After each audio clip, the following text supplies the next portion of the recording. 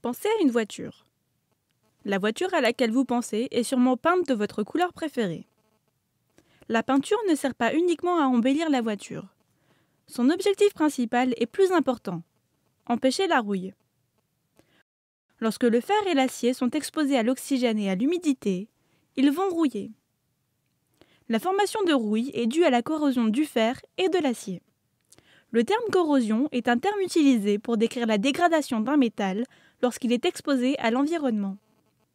Dire qu'un métal se corrode signifie qu'il a réagi avec l'eau et l'oxygène présents dans son environnement pour former les oxydes respectifs.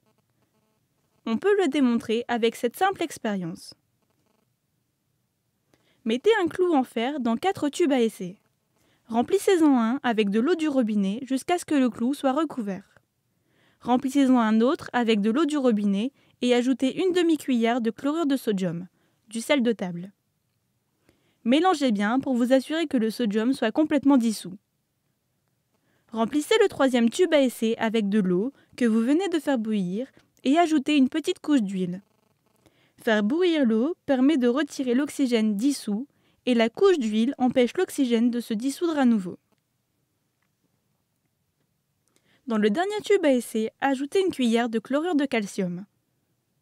Le chlorure de calcium retire l'humidité ou l'eau. Dans le premier tube à essai, le clou est exposé à l'oxygène et à l'humidité. Dans le deuxième tube à essai, le clou est exposé à l'oxygène, l'humidité et le sel.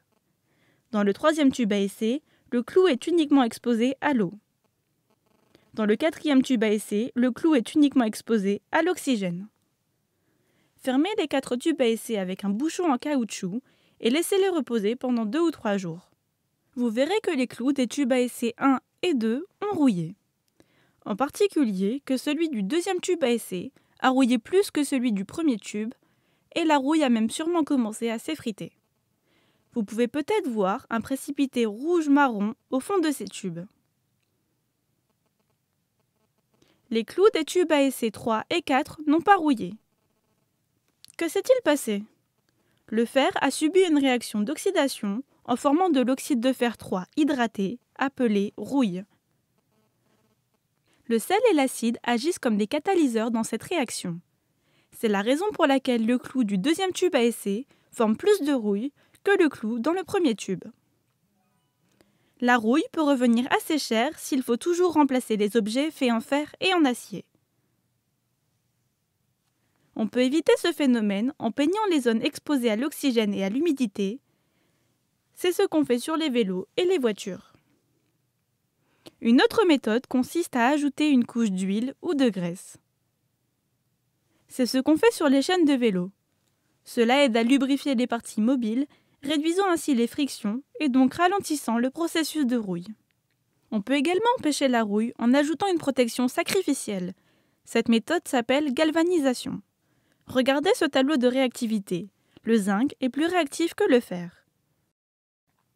Lorsqu'on l'expose à l'oxygène et à l'eau, le zinc se corrode plus rapidement que le fer. Donc, si on les assemble, le zinc protège le fer en se sacrifiant. On l'appelle donc protection sacrificielle.